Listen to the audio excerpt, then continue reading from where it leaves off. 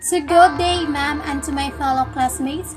For today's lesson, I am going to tackle about the global migration. So here are the learning outcomes. First is identify the reasons for the migration of people. Second, explain why states regulate migration. And the last, discuss the effects of global migration on the economic well-being states. So what is global migration? So global migration, moving from one place to another. Human beings have always moved from one place to another. So immigrant is when a person freely chooses to move to another place. It might be temporary or permanent. Immigrants often to move to resettle as a family to fulfill a job, replacement, or as are perceived from a situations of injustice involved. Some of your parents of siblings might be emotions as well. So why global migration important? Migration is often driven by the search for the better livelihoods as new opportunities. It is needed global, regional, social, and economic inequalities are expressed most powerfully through the figure of the migrant as one who chooses borders in search of work, education, and new horizon. It is the positive impact of migration that it helps in improving the quality of a life of a person. It helps to improve the social life of the people as they learn about the new culture, costumes, and language, which helps to improve brotherhood among people. Migration of skilled workers leads to a greater economic growth of our region. So in migration, there are also advantages and disadvantages. So here are the advantages of the global migration. So first is a richer and more diverse culture. Second is helps to reduce any labor shortages. Third is migrants are more prepared to take on low-paid, low-skilled and jobs. So here are the disadvantages. So first is increasing cost of services such as healthcare and education. Second is overcrowding. Third is disagreements between different religion and culture. So the migration have two types. So first is internal migration and international migration. So internal migration refers to people moving from one area to another within one country. International migration, people cross borders of one country to another.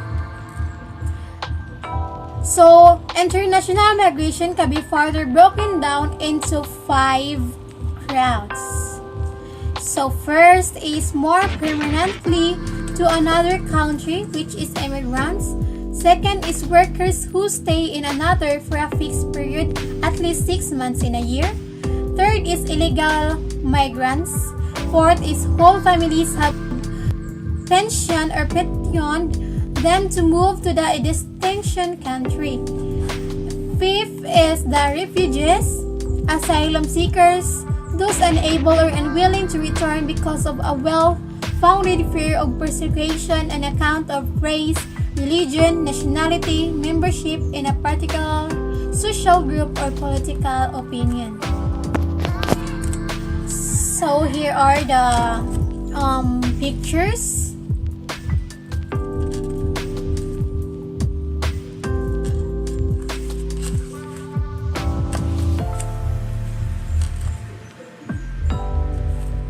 So international migration can be further broken down into the 5 routes. So for a better understanding, the migrants come with a different criteria for Stephen Castles provided a different criteria. So the first one is temporary labor migrants. From the word temporary, they are popularly known as overseas contract workers who migrate for a limited period in order to work and send remittances to their family left at home. Second is highly skilled and businesses migrants. There are two people with special skills and qualifications who seek employment through international labor markets for scarce skills.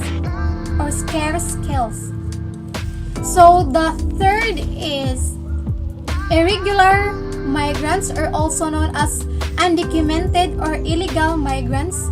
They are the people who enter a country usually in search of employment without the necessary documents and permits. The fourth is the refugees, or these are the people residing outside their country of the nationality who is unable or unwilling to return because of a well-founded fear or persuasion on account of race, region, nationality, membership in a particular social group or political opinion. The fifth one is the forced migration. This includes not only refugees and asylum seekers but also people who forced to make by instrumental cost-up process and development projects. The next is family members, also known as a family reunion or family reunification. Migrants' term on a petition this migration is to join people who have already entered on a migration country under of the above categories. And the last is the return migrants from the world return. These are the people who return to their countries of origin after a period in another country. So, migrants assess liability. So, the likelihood and magnitude of adverse labor markets effects from the native from immigration are substantially weaker than often perceived. So, the fiscal impact of the immigration on social welfare was noted to be very small. So, very small siya. So, furthermore, the 2013 report on government welfare spending by Organization of Economic Cooperation and Development or the OECD clearly shows that native-born citizens still receive higher support compared to immigrants.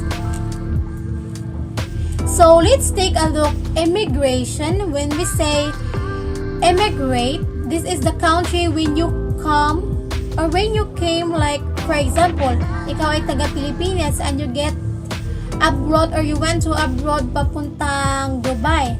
So the immigrant country ay yung Pilipinas. The immigrant ay yung pinunta mo or pinuntahan mong lugar, which is ang Dubai. So, you are immigrant of Dubai. At yun ang pagkakaiba ng immigrate. So, that could be all about the global migration. Thank you and have fun and God bless. Thank you.